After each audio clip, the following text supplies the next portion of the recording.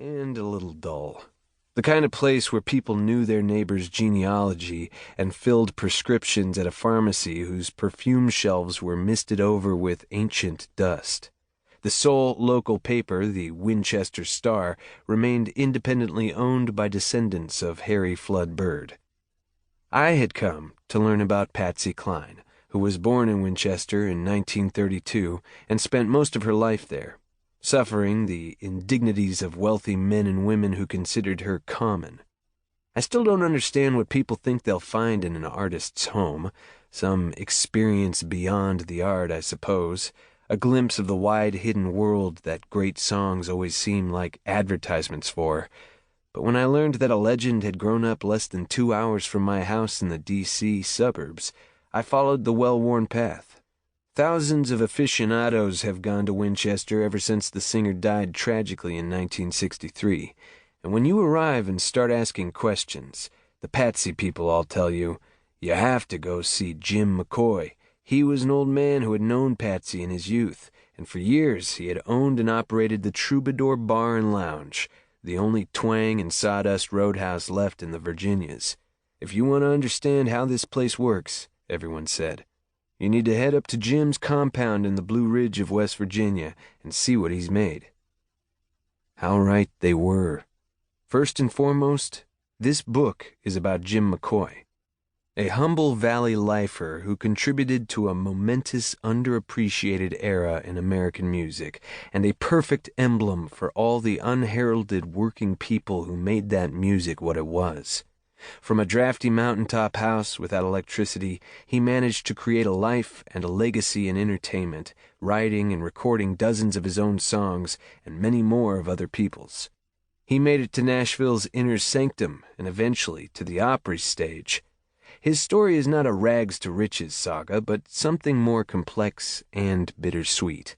In a time of extraordinary change and upheaval, as interstates sprang up and the orchards turned to housing tracts, he embodied an older tradition and empowered many of his neighbors whose livelihoods had become threatened by all this so-called progress. Ultimately, as I saw up close, he suffered in the manner of those neighbors as well.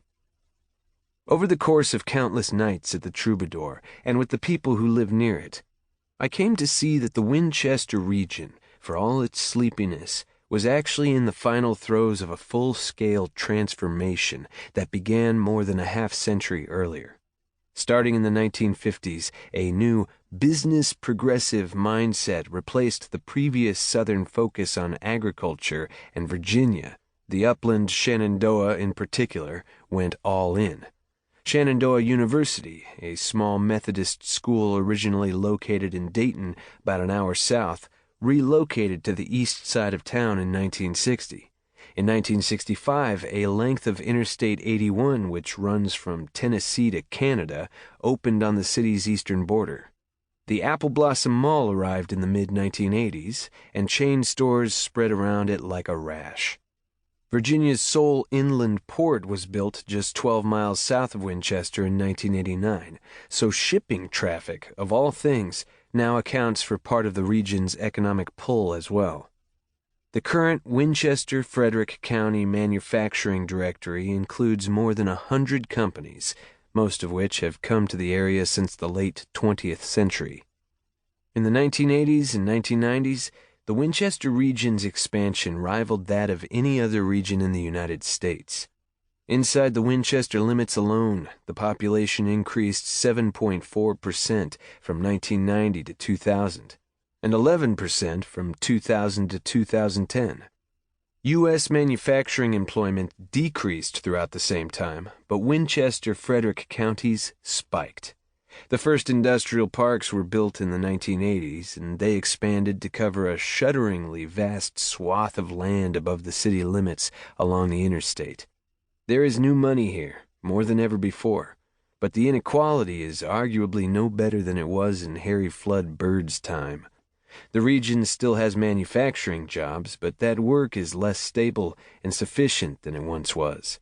There is heroin delivered through all those nearby highways and widespread health struggles, a result of rising healthcare costs. There are immigrants, too, mostly from Mexico and